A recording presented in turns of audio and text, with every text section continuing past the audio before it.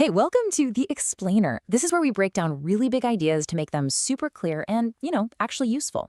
Today, we are diving into a modern classic, Morgan Housel's The Psychology of Money. And this book, it flips the whole idea of money on its head. It basically says your behavior with money is way, way more important than how smart you are. All right, so to really get what this book is about, let's start with a story. It's a fantastic little story that gets right to the heart of the main idea. And it's all about two guys who could not be more different. So in one corner, you've got Ronald Reed. He was a janitor and a gas station attendant in rural Vermont. And in the other corner, Richard Fuscone, a Harvard-educated, high-flying executive at Merrill Lynch. I mean, just looking at their resumes, you'd think it's an open and shut case, right? You know exactly who the financial wizard is. But here's the twist. One of these guys built an incredible $8 million fortune and left it to his community. The other guy, despite all that education, all those credentials, he went bankrupt. So, can you guess who ended up on top? You guessed it. It was the janitor. The janitor. And this wasn't some lottery win or a lucky inheritance. He didn't have some secret, complex trading strategy. Nope. Ronald Reed just practiced two incredibly simple behaviors patiently for decades and decades. He saved what he could, and he invested it. That's it. He just let the magic of compounding do all the heavy lifting. And this story, man, it just perfectly captures the entire point of the book. Financial success isn't like physics, It's not a hard science full of formulas. It's a soft skill. It's about how you behave. You can be an absolute genius who loses control of their emotions and ends up a total disaster. Meanwhile, a completely ordinary person with just a few key behaviors can become incredibly wealthy. Okay, so if it's all about behavior, then what's the most important behavior for getting wealthy? What's the secret sauce? Well, to figure that out, let's take a look at probably the most famous investor on the planet. I mean, we all know Warren Buffett. The guy is a legend. His net worth is just staggering. And we usually chalk all that up to one thing, right? He's a genius at picking stocks. But what if that's not the whole story? What if that's not even the main story? Let's run a little thought experiment here. Imagine if Buffett had a normal career. What if he started investing at age 30, like a lot of us do, and then retired at 60? We'll even say he gets the exact same amazing returns he always has. How much of that massive fortune do you think he'd end up with? Okay, get this. His net worth would be 99.9% less. Let that sink in. 99.9. So yeah, his skill is investing, for sure. But his real secret, his superpower, is time. He just gave compounding decades longer to work its magic than almost anyone else in history. When you really boil it down, it's about one simple behavior. He started investing when he was just a kid, and he just never stopped. He's been in the game for over 75 years. That's where the real power comes from. But here's the thing. Getting rich, that's only half the battle. Actually staying rich, that's a totally different ballgame.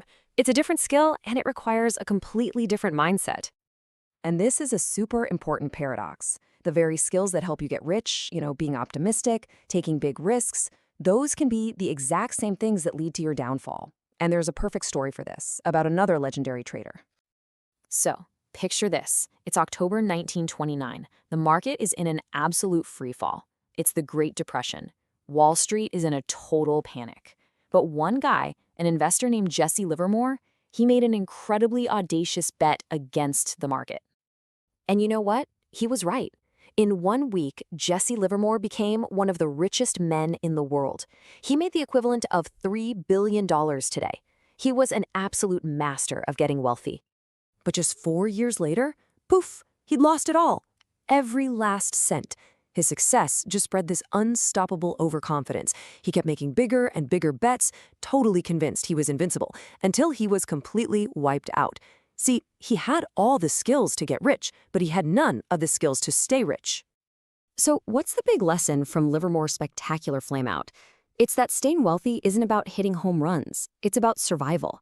It's about making yourself financially unbreakable, so you can just stick around long enough for compounding to do its thing. It means you got to be optimistic about the future, yeah, but you also have to be paranoid about all the things that could stop you from getting there. And all of this kind of leads to a more fundamental question, right? What's the whole point of building wealth in the first place? And what's the real price you have to pay for it? There's this fantastic quote from the author Joseph Heller. He was at a party once, and someone pointed out that a hedge fund manager there had made more money in a single day than Heller's classic novel Catch-22 had earned in its entire history.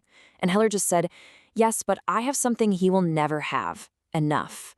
And that just nails it, doesn't it? It highlights this dangerous trap we all fall into. The goalpost for enough just keeps moving further and further away. This brings us to a really crucial distinction the book makes. Being rich is what you see. It's the flashy sports car, the giant house, the first-class tickets. But being wealthy, that's what you don't see. It's the nice car you didn't buy. It's the money you haven't spent. And that unspent money buys you something far more valuable than any luxury item. It buys you freedom and options. And the price you pay to build that kind of wealth, it isn't like a fine you get for doing something wrong. You have to start thinking of it like a fee. It's the price of admission to get access to the incredible power of long-term compounding. All that volatility, that fear, that uncertainty you feel when the market goes down, that's the cost. It's not a penalty. It's the fee for the ride. All right, so if the goal isn't just about more fancy stuff or just watching a number on a spreadsheet go up, what are we really, truly striving for? And this is it. This is the big one. The highest form of wealth, the real end game, is the ability to wake up every single morning and say, I can do whatever I want today. That's it. The greatest thing money can buy is control over your own time, to do what you want, when you want, with who you want, for as long as you want. That is the highest dividend money will ever pay. So how do you actually get there? Well, it's not about complicated spreadsheets or hot stock tips.